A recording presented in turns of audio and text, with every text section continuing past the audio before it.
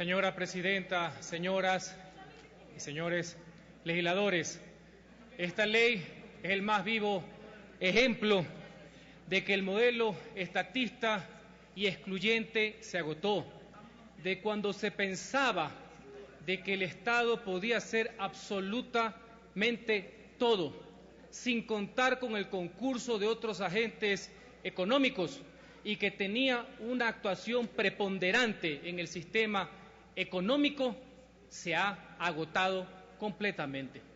No en vano se discriminó, por más que he escuchado comentarios positivos a lo largo de la tarde, pero se discriminó el rol de la iniciativa privada. En ese sentido, esta situación que fue llevada a cabo por profundos dogmas de por medio, pensando que la pesadilla del centralismo planificador que conlleva controles e impuestos excesivos podía funcionar.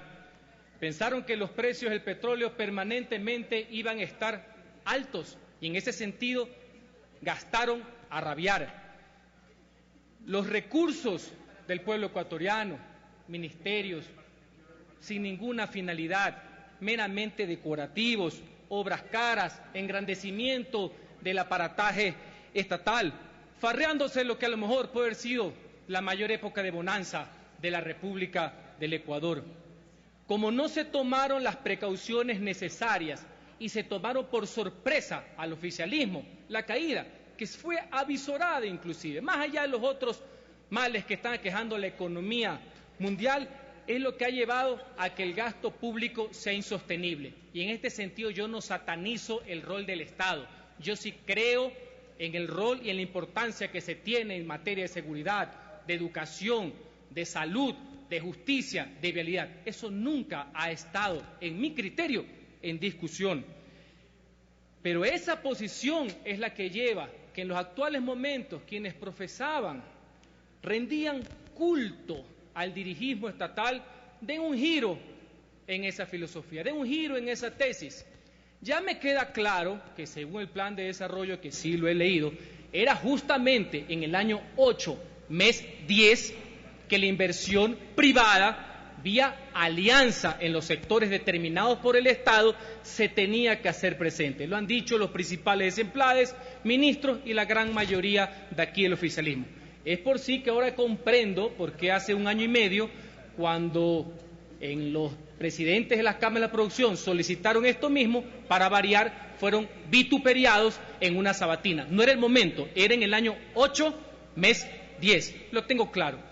He escuchado que se dice que se quiere lucrar de la crisis, de que se quiere que el Ecuador quede en ruinas. Yo no quiero eso.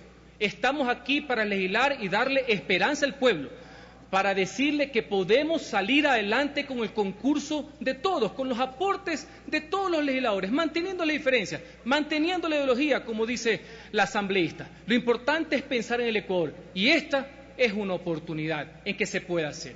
Este proyecto de ley, antes, insisto, despreciado verbalmente, no en el plan de desarrollo, contiene exenciones, incentivos tributarios, el IVA, impuesto a la renta, impuesto a salida de capitales, inclusive a nivel local, tema que tiene que ver con el impuesto predial, con el tema de la plusvalía y otros. Es más, es mucho más agresiva que la misma ley de modernización, que no creían en su momento y que tampoco creen ahora, pero ya sea porque el plan de desarrollo lo dice o por la desesperación del momento, inclusive están haciendo una ley mucho más avanzada. He escuchado algunos criterios, por ahí escuché que las concesiones no son alianzas públicos-privadas.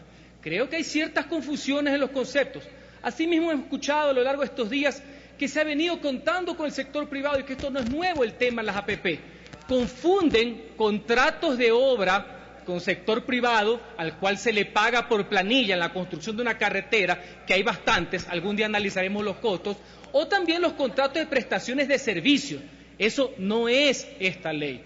Quiero que quede claro en ese sentido.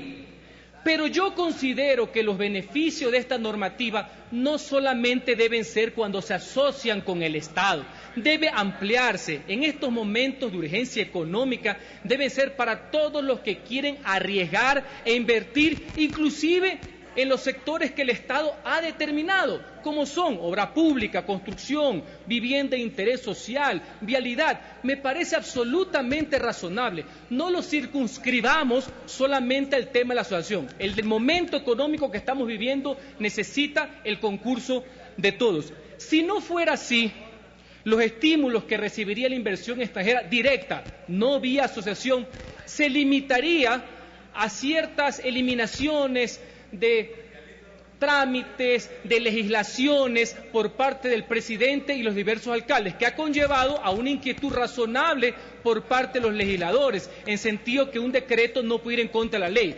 Eso es lo que en el derecho administrativo se denomina las leyes habilitantes o los reglamentos de delegación.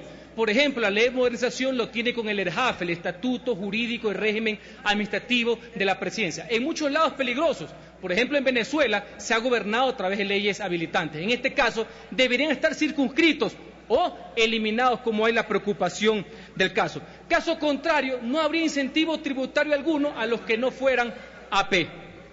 De igual forma, no tiene lógica, si el gran sentido de la norma es ir hacia los incentivos tributarios, que se excluya del tema del arbitraje el mismo. Escucho los criterios, está en la Constitución. Hay quienes consideran que solo es para el tema de los tratados, como bien lo manifestó la señora vicepresidenta de la Asamblea. Sin embargo, también hay contratos en ejecución con vistos buenos del Procurador del Estado. Caso subsiguiente, vamos a una salida, porque no puede ser que no haya nada. Vamos al 423, al regional, pero hay que darle la herramienta de los arbitrajes, porque si no, no se va a dar esos signos de confianza y no va a venir la inversión extranjera. ¿Y por qué digo aquello? Porque no se necesita solamente de papeles, sino de hechos concretos y de mensajes claros. El gobierno debe, ahora sí, no solamente por el plan de desarrollo, sino porque lo cree, dar un mensaje a favor de la confianza, de la credibilidad y de la seguridad jurídica, porque si no, esto será letra muerta y no será una herramienta, un instrumento de despegue en el desarrollo económico, como ha pasado con el Código de la Producción, que no fue lo que se esperó, y eso, los resultados están totalmente a la vista. La confianza no se decreta, no se legisla, no se aprueba por sí ni ante sí, sino que se tiene que dar con señales. Y no es una señal que mientras estemos tramitando esto se mantenga el tema del diálogo, ya con algunos actores disminuidos porque se acordaron de hacer un doctorado en la mitad del mismo antes de presentarnos los resultados. Pero esos malhadados proyectos confiscatorios de la herencia y de la plusvalía no enviaron las señales correctas, han deprimido a sectores económicos, principalmente el de la construcción, que está a vista y paciencia de todos y que inclusive varios sectores del oficialismo y del gobierno lo han aceptado. ¿Qué confianza puede existir cuando el poder político se encontraba gestionando el Tratado de Acuerdo Comercial y algunos miembros aquí decían que esa era una forma de neocolonialismo? ¿Ustedes creen que eso es confianza? Por eso es que justamente el índice de riesgo de país está cerca de los 1.500, como lo comentó la asambleísta Montaño. Hablemos de credibilidad en la palabra. Aquí algunos legisladores le dijeron a los trabajadores ecuatorianos que no le iban a tocar las utilidades. ¿Qué pasó? Violaron el artículo 328 de la Constitución y obraron en contrario. Estamos tramitando esta ley, pero en la kermés sabatina se sigue insultando y denostando a sectores empresariales. Eso no da ningún signo de confianza. Y de seguridad jurídica, ni hablar. Aquí tramitamos una ley de telecomunicaciones en que, argumentando el mercado y la desproporción del mismo, se cambió inclusive los contratos negociados por personas del gobierno, inventándose una contribución ni siquiera por tema de utilidades, sino por los ingresos. Y en el caso de la ciudad de Guayaquil, ahora quieren revivir el tema de impuestos que fue derogado expresamente por el Código Monetario y Financiero.